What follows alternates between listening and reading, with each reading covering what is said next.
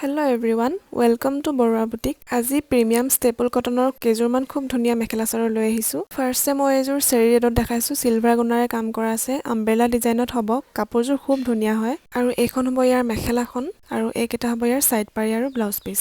Next এজোৰ same ডিজাইনতে অলপ purple কালাৰত লৈ আহিছো। পাৰ্পল নহয় একচুয়ালি ভায়োলেটে হয় এটো। ইয়াতো এনেকে সিলভাৰ গুণাৰে কাম কৰা আছে আৰু আমব্ৰেলা ডিজাইনতে আছে আৰু যেহেতু সিলভাৰ গুণাটোৰ কাৰণে কাপোৰযোৰ দেখিবলৈ খুব ধুনীয়া হৈ যায়।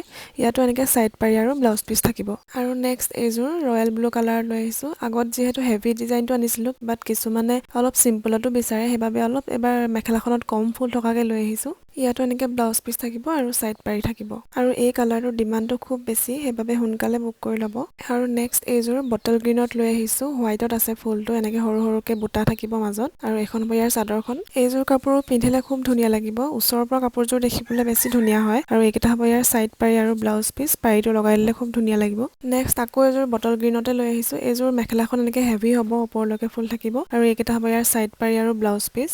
এই কেইজোৰ খুব ডিমান্ডত আছে, ষ্টকবোৰ খুব জল্দি শেষ হৈ যায় আৰু পাৰ্পলতো এজোৰ দেখাইছো। অৰ্ডাৰ কৰিবলৈ আমাক কন্টেক্ট কৰিব।